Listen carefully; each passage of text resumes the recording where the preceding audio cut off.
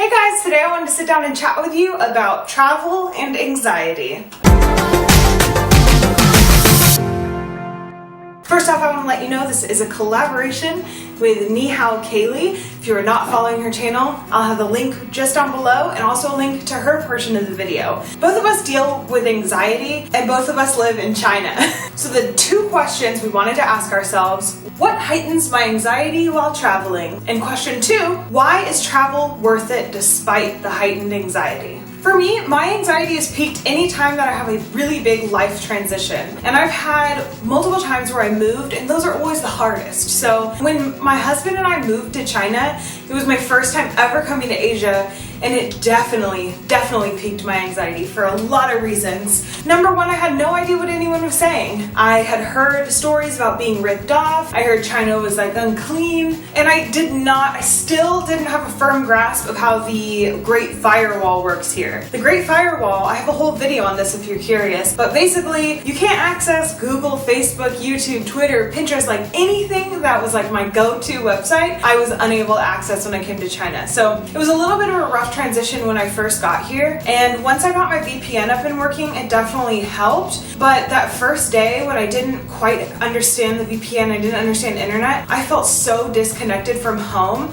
and that's a huge one for me. So one thing I would say that piques my anxiety for sure is having no personal connections in the place that I'm in. Not only when we first got to China did we have no personal connections, but I couldn't even contact my family back home. It made me super anxious, and basically what that looked like when it was all said and done was just a lot of crying. Like, I just was in public and I just burst into tears, like unexpectedly. I never felt it coming. It just like came on, and it was awful. Back to the whole part where I don't understand anyone and I don't know where I'm going. One of the top things that actually still piques my anxiety in China, and Eric knows this a little too well, placing trust in cab drivers. I don't know what it is. I think maybe it's because, you always assume that cab drivers are going to try to rip you off, going to try to get more money out of you, or take you to the wrong place, or I don't know. It's just, I have trouble, and I still to this day have trouble putting trust in my cab drivers, so I literally will not take a taxi by myself. I've taken 2 taxis in China by myself. One of the first days we were here in this apartment in Beijing, because I had so much stuff that I bought at Carrefour that I literally could not get it home without a cab. So luckily I ended up just kind of using hand motions and like really bad Chinese to like direct him on where to go. I was so anxious. Like literally I'll just be in a cab and I just like, my stomach is churning, my heart's beating fast. Like I just feel so much anxiety about cabs for so many different reasons. Even with Eric in the cab, I still have trouble because he'll give a direction to a cab driver in Chinese. The Chinese driver will say something back, and I'm literally the whole time I'm just like trying to interpret the situation like with emotions and trying to be like, okay, do I seem confident in this driver? Does it seem like he's going to take us to a good place? Are we going to be really late? Is this going to take too much time? Is it going to cost $1 million? Like, I just have irrational anxiety about cabs. Another one, and I know this is really big for a lot of people with general anxiety, plane turbulence. Now, I am not particularly scared of flying. I actually really don't mind it. I've educated myself a lot on like the actual statistics, like the real life statistics about airplanes, and I tend to avoid like sensational news stories about plane crashes, that kind of thing. So this is not a part of travel that I'm particularly anxious about, but I've had some experiences where plane turbulence just had me freaking out. I was on a plane with my husband. We were going to land, and then they all of a sudden pulled the plane up. We went like straight up, and then we were in all this turbulence, and it was really crazy, and they kept going down and up and down and up. And I've never done this before. Actually, I probably have. But I had my head in my hands, and I was like rocking back and forth and just like breathing really loudly, like into my hands, and just like moaning. Like I couldn't control it. I couldn't control myself. My anxiety was terrible. And the thing when you have like an anxiety attack like that is that it doesn't just last then. It kind of like drags itself on afterwards. Like you're just kind of on edge is what I'm trying to say. Another thing I stress out about, spending money. I just generally stress out about spending money and about not having enough money. And I know I try really hard to not stress about it, but it's just one of the stressors in my life. Unfortunately, I think about it a lot. And as many of you know, travel is quite expensive.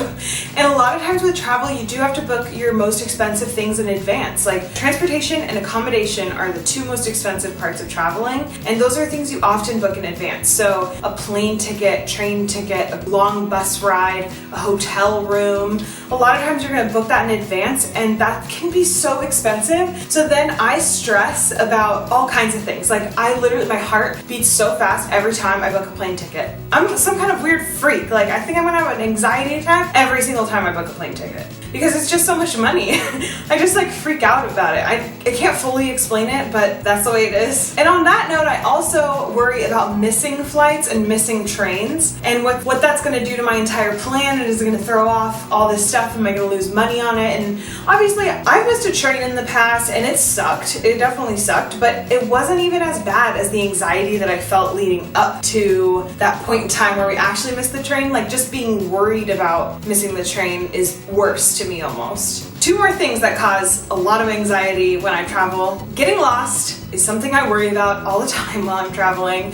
And it's a real thing. I've definitely gotten lost a few times. I even got lost actually in my own neighborhood in Nanjing, which is really embarrassing, but it happened. Especially in a place where you don't speak the language, and especially when you're a female walking alone, getting lost can be a little bit of a bigger deal. And so I worry about it. And so the last one is offending someone because I don't understand how to act culturally. So this is a big one in China, at least when we first got here, and I have the hang of it more now. But when we first got to Nanjing, here's an example. We were eating a big lunch with Eric's classmates and teachers. It's Chinese food, you know, you're eating it with chopsticks, it's with rice. They're all speaking Chinese. I don't know what anyone's saying. They speak a little bit of English, and they were all totally chill. They did not care. Like they were not about to get offended.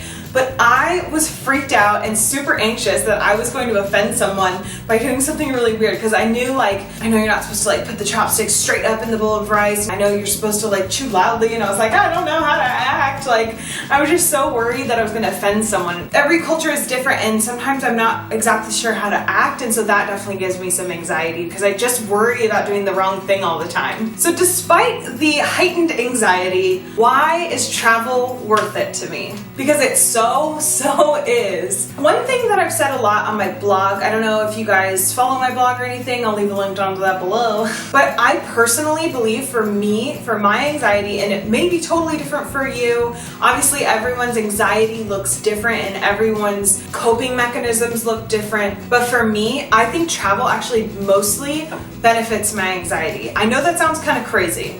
I really honestly believe that I used to be more anxious than I am now, and I think a big thing was travel pushed me out of my comfort zone, and because of that, my comfort zone continues to grow. The more I travel, the bigger my comfort zone gets. I hope that makes sense to you guys, because I really do believe that has happened to me from travel. I think travel is like a weird therapy in a way for me. It's like I'm going places and I'm being overstimulated and my anxiety is heightened and I have to figure out how to deal with it. And all this means that I'm learning new coping mechanisms, I'm seeing new things, meeting new people, getting put in new awkward situations. And I think what that does is it makes my regular life less stimulating and therefore less anxiety heightening. Even though I would have terrible anxiety back home when I was younger, I think when I go home, I'm less likely to be anxious about the things I used to be anxious about. And who knows, this might change, honestly, this might change, but that's what I've found in my life.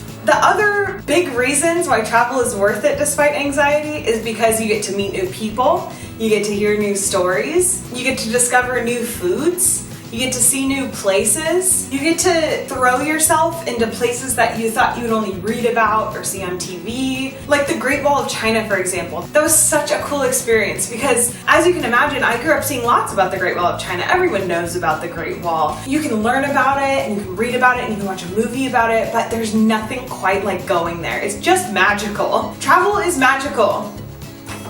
So everything I just said is the reason why anyone will travel. So I think despite heightened anxiety, I think for me, because travel is something I've always aspired to, and because there's so many reasons it's so awesome, that just so outweighs the anxiety. Also, honestly, as an anxious person, I have anxiety no matter what I do. So whether I'm traveling or whether I'm laying in bed, in a comfy, familiar bed, I might have anxiety. It's the way it is.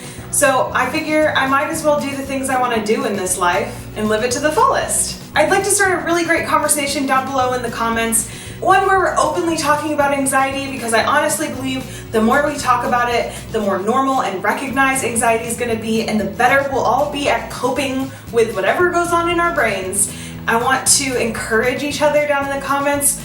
Travel more, be a badass, get what you want in this life, and tell your anxiety to go screw itself. I know that's really crude, but that's kind of how I feel. If you want to hear another side to this story about anxiety and travel, here's a clip from a video that I highly recommend you go watch over on nihaokaili's channel. While you're over there, be sure to click subscribe. And if you're not subscribed to this channel, click that little red subscribe button down below. I've been daily vlogging. Thanks so much for watching, guys. Be sure to go watch Kayleigh's video, and here's the clip. So in a place like China, when I first came here in 2011, I had never seen like a squat toilet, like a squatty potty before. I had never used anything like that. I was like, oh my God, what if I get really sick? What if there aren't bathrooms around? Like, what if, whatever. So like little things like that are in my mind much bigger than they might need to be.